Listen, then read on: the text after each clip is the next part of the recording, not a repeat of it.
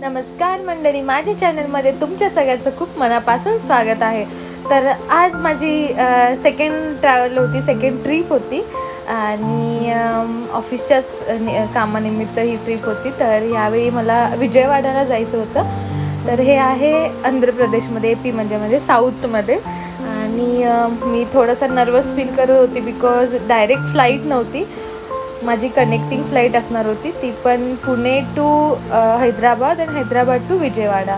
So first time मी connecting flight through travel करणार होते। सो मी थोडंसं नर्वस होती, मला असं वाटत होतं अरे बापरे कसं जाणार, किंवा कुठून मला लगेज घ्यायचं आहे, किंवा परत चेक इन कसं करायचं, काहीच आयडिया नव्हती। परत तिथला त्या फ्लाईटचा टाईम झाला तर, त्याचं बोर्डिंग स्टार्ट झालं तर, किंवा कारण एअरपोर्ट पण मोठे असतात आणि खूप चालत जावं वगैरे लागतं। सो याच्याच थोडं म्हणजे बॅक ऑफ माइंडमध्ये माझे हेच विचार चालू होते की कसं असेल। पण म्हटलं ठीक आहे, जाऊ दे, कधी ना कधी आपल्याला हे फेस करायचंच आहे, किंवा शिकावं तर लागेलच, याशिवाय एक्सपिरियन्स पण होणार नाही, किंवा नेक्स्ट टाईम मग अजून थोडा कॉन्फिडन्स पण येईल। तर झालं, मग पुणे एअरपोर्टपासून आम्ही झाली फ्लाईट डिपार्चर झाली आणि मस्त असं आम्ही हवेत उंच असं भरारी घेतली। खरंच हा जो एक्सपिरियन्स असतो ना, हा खरंच म्हणजे असं तुम्ही शब्दात सांगू शकत नाही। तुम्ही तो स्वतः जेव्हा ट्रॅव्हल कराल तेव्हाच तुम्ही तो एक्सपिरियन्स करू शकता। आणि हे जेव्हा दिसतं तुम्हाला असं वाटतं की वाव, म्हणजे हा स्वर्गातच आलेलो आहे मी। खूप सुंदर असं, आणि नेहमी जेव्हा पण मी सीट बुक करते तेव्हा विंडो साईडच सीट बुक करते, कारण मग तुम्हाला मस्त असं हवं तेव्हा तुम्ही विंडोमधून बाहेर बघू शकता, आणि बाहेर जो पण काही व्ह्यू आहे तो व्ह्यू मस्त एन्जॉय करू शकता। आणि हे बघू शकता तुम्ही किती सुंदर हा व्ह्यू होता, म्हणजे खरंच खूप भारी होता। मग आणि मील पण ॲड होतं, सो मस्त सँडविच आणि कोक एन्जॉय केलं मी फ्लाईटमध्ये। मस्त विंडोतून बाहेर बघत मी पनीर सँडविच संपवलं आणि त्यांना कोक सांगितलेलं, तर मग त्यांनी कोक पण दिला, तो खूप मजा आली। आणि हा फक्त 1 तासाचा प्रवास होता, म्हणजे फक्त पुणे टू हैदराबाद 1 तासाचा होता, तिथून परत काहीतरी 50 मिनिट की 1 तासच लागणार होता।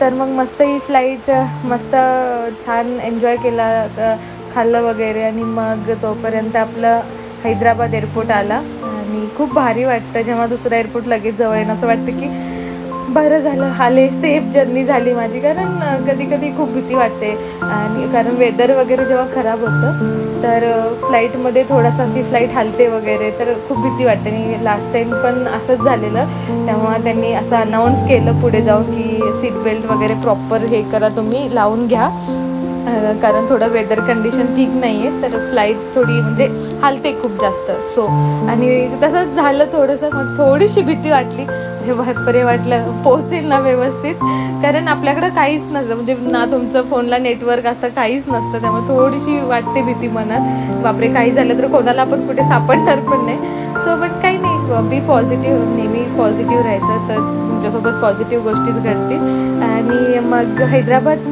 सिटी आली, हैदराबाद एअरपोर्ट आला, जेव्हा बघितलं तेव्हा फार भारी वाटलं। आणि हैदराबाद खूप छान एअरपोर्ट आहे आणि खूप मोठा एअरपोर्ट आहे। तर जेव्हा अजून म्हणजे लँडिंग तर चालूच होती, अजून लँडिंग पण नव्हती झाली, बघू शकता खूप मस्त, म्हणजे वरतून जो मी व्ह्यू घेत होते, खूप भारी व्ह्यू होता। आणि आता फ्लाईट लँड झाली, अजून नाही झाली, अजून होती आहे। हां, तर हे बघू शकता, इथे तुम्हाला दिसेल असं फ्लाईटचं विंग खाली येतं आहे, तर तशी हळू अशी छान लँड होत होती। आणि ह्यावेळी काय मी एकटी नव्हती, यावेळी माझे कलिग्स पण सोबत होते, त्यामुळे ते छान वाटतं की बाबा कोणीतरी आहे आपल्यासोबत, तर इतकं काही टेन्शन वाटत नाही, किंवा काहीच वगैरे झालं तरी अरे आहेत आपले लोक पण आहेत, किंवा आपल्यासोबत कोणीतरी आहे, मग काही वाटत नाही। तर हे बघा, इथे छान अशी या रनवेवरती फ्लाईट लँड झाली, आणि फायनली इथं आम्ही हैदराबादमध्ये पोचलो। तर आता हैदराबादच्या एअरपोर्टवरून आम्हाला लगेच दुसरी फ्लाईट पकडायची होती विजयवाडासाठी। आणि मग हे त्यांनी असे लावून दिले, आणि बस पण समोरच होती। तिकडे तुम्हाला 2-3 ऑप्शन असतात, एक तर एअरपोर्टला डायरेक्ट कनेक्ट असतं, म्हणजे किंवा वॉकिंगवरून जायचं असतं, असे त्यांच्या ह्याच्यानुसार कशी म्हणजे आहेत फ्लाईट वगैरे, पार्किंग कशी आहे तसं ते तुमचे गेट नंबर वगैरे देतात तुम्हाला। तर हे झालं, मग इथे जे दिसत आहेत ह्या लोकांना विचारलं की मला आता माझी विजयवाडाची फ्लाईट आहे तर कसं जायचं आहे. तर मे बी लँग्वेज बॅरियर होतं तर त्याला काही कळलंच नाही मी काय म्हणते. मी इंग्लिशमध्ये पण सांगायचा प्रयत्न केला त्याला, पण तो काय कळतच नव्हतं त्याला. मी म्हटलं जाऊ दे, चला समोर आली बस तर आपण त्यामध्ये बसून जाऊ, पुढे जाऊन बघू. तर हे माझे 2 कलिग्स होते, ते माझ्यासोबत, मी त्यांना मस्त फॉलो करत मागे मागे जात होते. तर मग आम्ही गेलो आणि आता इथून लगेच तिकडून अजून एक डिपार्चरसाठी होतं आणि एक एक्झिटसाठी होतं. तर डिपार्चरसाठी आम्ही जात होतो, इकडून लगेज वगैरे कॅरी केलेलं ऑलरेडी. आणि मग पुढे गेलो आणि इथून सिक्युरिटी चेक इन वगैरे, परत सिक्युरिटी चेक इन झालं. सिक्युरिटी चेक इन केला आणि इथे एक कॉफी शॉप होतं. म्हणजे तिकडे साऊथ इंडियनचे हे बघू शकतो, सगळे साऊथ इंडियनचे मेनूज तिथे होते, कारण आता आपण ऑलरेडी साऊथ इंडियनमध्ये आल्यामुळं तिथून सगळे मेनू त्यांचे होते.